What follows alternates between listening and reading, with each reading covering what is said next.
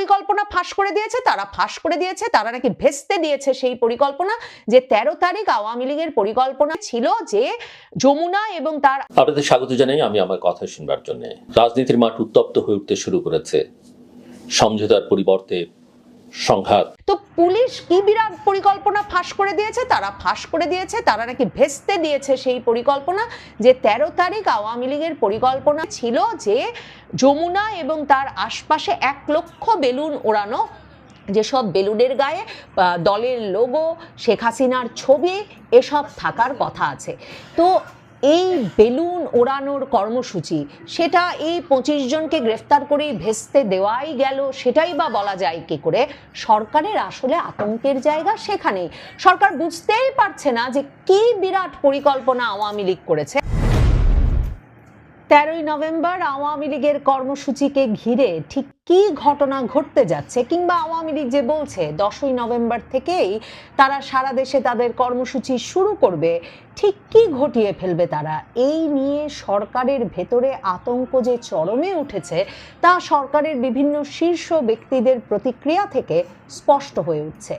রোববার আইন শৃঙ্খলা সংক্রান্ত কোর কমিটির এক জরুরি বৈঠক শেষে স্বরাষ্ট্র মন্ত্রণালয়ে স্বরাষ্ট্র উপদেষ্টা বলেছেন অবশ্য যে লকডাউন নিয়ে কোনো শঙ্কা নেই, কিন্তু সেই বৈঠকেই যা যা নির্দেশনা আইন শৃঙ্খলা রক্ষাকারী বাহিনীকে দেওয়া হয়েছে ওই কোর কমিটির বৈঠকে, তার মধ্যে গুরুত্বের সঙ্গে যে বিষয়টি তুলে ধরা হয়েছে সেটি হচ্ছে যাতে সারা দেশে আইন শৃঙ্খলা রক্ষাকারী বাহিনী কোনোভাবে প্যানিক না হয়ে পড়ে এবং সাধারণ মানুষ যাতে প্যানিক না হয়ে পড়ে। আইন শৃঙ্খলা রক্ষাকারী বাহিনীর ভেতরে এই যে প্যানিক, সেই প্যানিকটি আসলে সরকারের শীর্ষ ব্যক্তিদের ভেতরেও এক রকমের সংক্রমিত হচ্ছে, কারণ পুলিশের এই প্যানিকের, পুলিশের এই আতঙ্কের, অপ্রস্তুত অবস্থার একটা বড় কারণ যে সেনাবাহিনীর 50% সদস্যকে এর আগের সপ্তাহের কোর কমিটির বৈঠকে, মানে এর আগের মঙ্গলবারের কোর কমিটির বৈঠকের পর সরিয়ে নেওয়ার সিদ্ধান্ত হয় এবং বুধবারেই 50% সদস্য সেনাবাহিনীর যারা মোতায়েন ছিল তাদের 50% সদস্য সরে গেছে।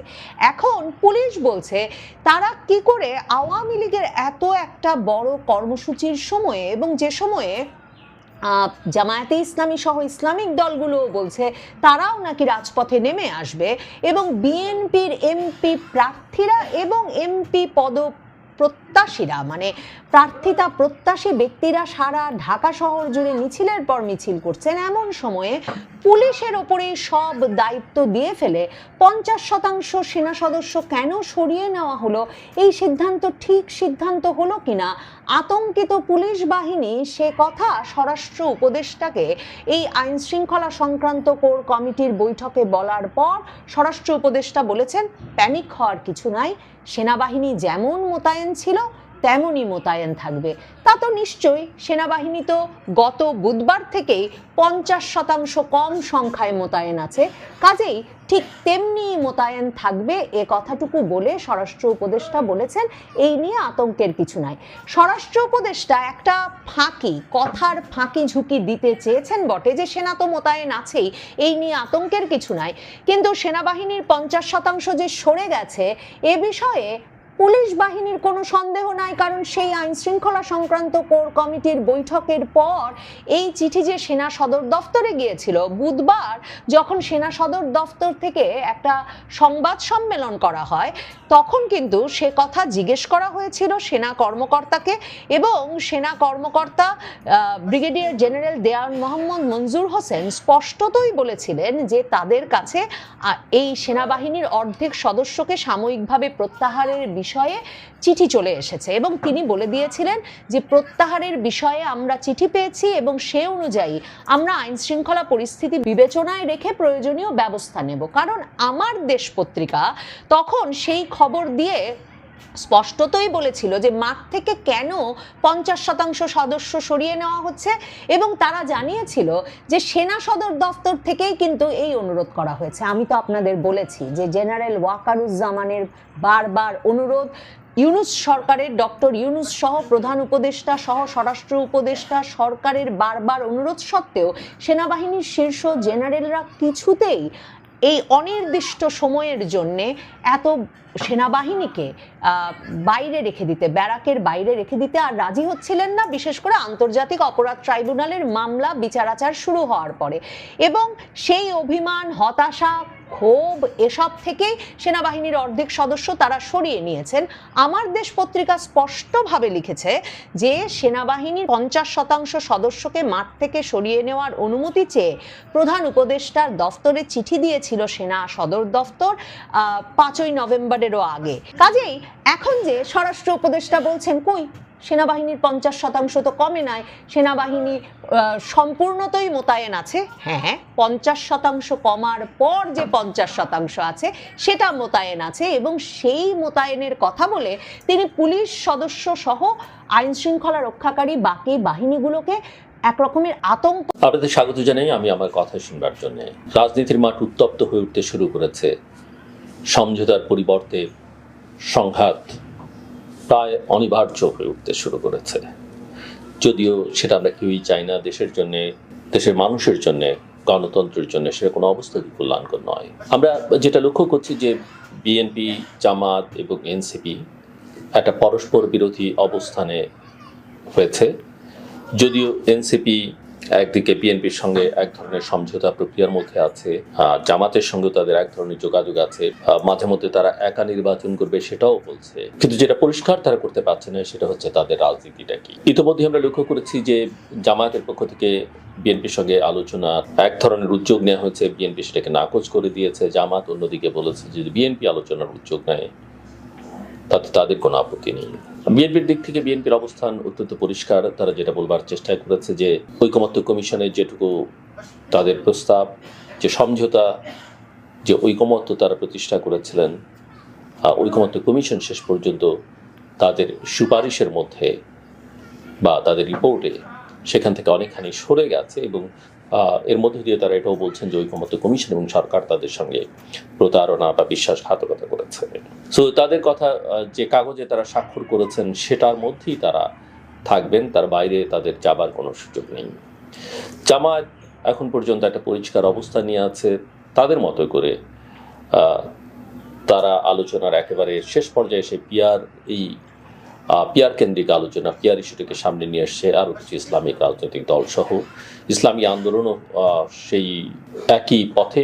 এনসিপিও পিয়ার চেয়েছে, কিন্তু এনসিপির কণ্ঠস্বর এখন আর আগের মতো অতটা জোরালো নেই, যেহেতু তারা নির্বাচনীয় নানা রকমের মধ্যস্থতার মধ্যে আছে।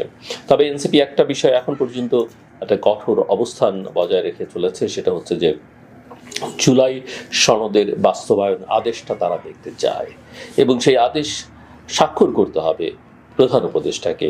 যদিও কোনো ধরনের অর্ডিন্যান্স বা আদেশ প্রধান উপদেষ্টা বা প্রধানমন্ত্রী করতে পারেন কিনা, যেখানে একটা সাংবিধানিক সরকার আছে এবং এই সরকারকে সংবিধানের আওতার মধ্যে একটা সরকার হিসেবে বিবেচনা করা হয়, কিন্তু এনসিপির সেটা দাবি। জামাত পিয়ার নিয়ে অনড়, তার চেয়ে বেশি অনড় তারা গণভোটের দাবি নিয়ে, এবং এই জুলাই সনদ দেশের মানুষ অনুমোদন করে কিনা সেটার জন্য তারা একটা গণভোট চাইছে। যদিও এর টেকনিক্যাল বা সায়েন্টিফিক দিক নিয়ে বিতর্ক করবার যথেষ্ট সুযোগ রয়েছে। যে ধরনের গণভোটের কথা বলা হয়েছে, যে গণভোটে বিএনপিও রাজি যদি সেটা জাতীয় সংসদ নির্বাচনের দিনে হয়, আর জামাত তো আগেই চাইছে। বিএনপি কোনো অবস্থাতেই আগে গণভোট মেনে নেবে না, সেটা তাদের বক্তব্য পরিষ্কার। এবং জামাত আবার একথাও বলছে, নানা রকমের কথা তারা বলছে। ওদিকে হাত বা আঙুল বাঁকা করবার কথা বলছে, ঢাকা শহরকে অচল করে দেবার কথা বলছে, অনেক কথা তারা বলছে। এবং 11 তারিখে তারা একটা ঢাকার তাদের যে রাজনৈতিক সমাবেশ আছে সেখান থেকে কঠোর একটা কর্মসূচি দেবার কথা বলছে। অন্যদিকে বিএনপি বলছে যে আন্দোলনের হুমকি দেখিয়ে লাভ নেই, এবং তাদের সামর্থ্য বা শক্তি সেটাও কম নয়। কাজে কেউ যদি নির্বাচন বানচালের ষড়যন্ত্র করে সেটাকে তারা রুখে দেবার চেষ্টা করবে। কিন্তু জামাতের বক্তব্য যে স্পষ্ট, তারা জাতীয় সংসদ নির্বাচন ফেব্রুয়ারিতে চায়, কিন্তু নির্বাচন ফেব্রুয়ারি থেকে যদি পিছিয়েও যায় তাতেও তাদের কোনো আপত্তি নেই, কিন্তু গণভোটটা আগে করতে হবে। ওদিকে আওয়ামী লীগ লকডাউন কর্মসূচি দিয়েছে 13 তারিখে, এবং জামাত এবং আওয়ামী লীগের এই কর্মসূচি একেবারে কাছাকাছি সময়, জাস্ট একদিনের ব্যবধান। এবং সেদিনই একটি মামলার রায় শেখ হাসিনা সহ অন্যান্যদের বিরুদ্ধে হবার তারিখ ঘোষণা করবার কথা আদালতের, সেদিন তারা একটা লকডাউন কর্মসূচি দিয়েছে।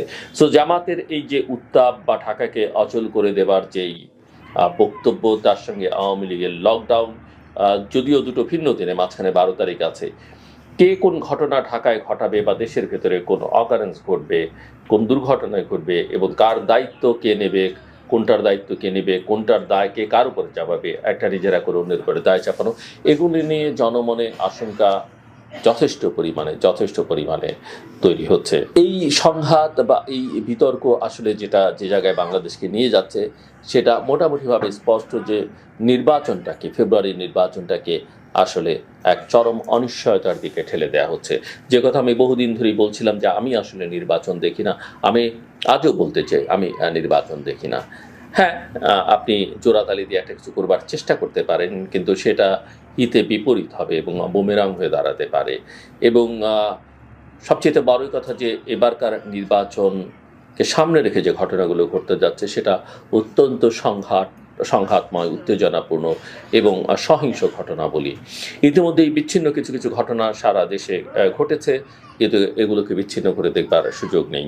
গোলাগুলির ঘটনা ঘটেছে, হতাহতের ঘটনা ঘটেছে, কিন্তু সবচেয়ে বড় কথা হচ্ছে যে বিএনপির মধ্যে যে অভ্যন্তরীণ কোন্দল, সেটা চাঙ্গা হইবার আশঙ্কা আছে।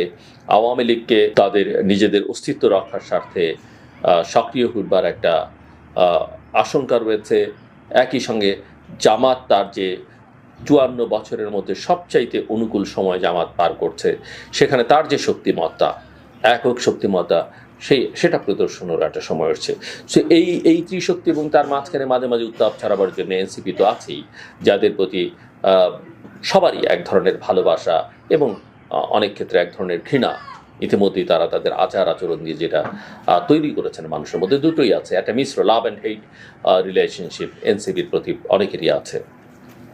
সব মিলিয়ে এই উত্তেজনা আসলে বাংলাদেশকে কোথায় নিয়ে যাবে সেটা নিশ্চিত করে বলবার কোনো সুযোগ নেই। অন্যদিকে আমরা লক্ষ্য করছি যে আমাদের প্রতিবেশী রাষ্ট্র, তারা তাদের বর্ডারে তাদের সিকিউরিটি বৃদ্ধি করবার চেষ্টা করছে। তারা একটু কড়া ভাষায় আবার কথাবার্তা বলবার শুরু করেছে, যেটা গত 1 বছর তারা বলেনি। এর পাশাপাশি যে বিতর্কটা ধীরে ধীরে চাঙ্গা হতে শুরু করেছে, যে বিএনপির এত আগে নমিনেশন দেওয়াটা ঠিক হয়েছে কিনা এবং তাতে তার দলীয় শৃঙ্খলা সে কতখানি অটুট রাখতে পারবে, সেটা নিয়ে একটা বড় বিতর্ক তৈরি হয়েছে। বিএনপি সংস্কারের কথা বলছে, অনেক কথা বলছে, কিন্তু একটা জায়গায় অনেকেরই খটকা লেগেছে যে বিএনপির নারীদের মনোনয়নের ক্ষেত্রে বিএনপি একটা বড় কার্পণ্য দেখেছে বলে মনে হচ্ছে। এটা 5% হয়নি যে 237 জনের মধ্যে 10 জনকে মনোনয়ন দিয়েছে, এবং 10 জনের মধ্যে প্রায় 10 জনই বলা যেতে পারে বা যে পারিবারিক সূত্র ধরে, কারো বাবা কারো স্বামীর সূত্র ধরে তারা মনোনয়ন পেয়েছেন। রাজনৈতিকভাবে তারা অনেকেই সক্রিয় ছিলেন, নেতৃত্বে ছিলেন, এবং আরেকজন যেমন সানজিদা তুলির কথা বলা যেতে পারে, সেটাও একটা ভাইয়ের সূত্রে, যে ভাই গুম হয়ে যাওয়ার কারণে তিনি একসময় একটা আন্দোলন তৈরি করেছিলেন মায়ের ডাক নামে একটা সংগঠনের মধ্য দিয়ে, কিন্তু সেখানে একটা ভাইয়ের সূত্র কেউ খুঁজবার চেষ্টা করছেন। এর বাইরে আসলে যদিও এদের মধ্যে অনেকেরই নিজ নিজ গুণাবলিতেও তারা সামনে চলে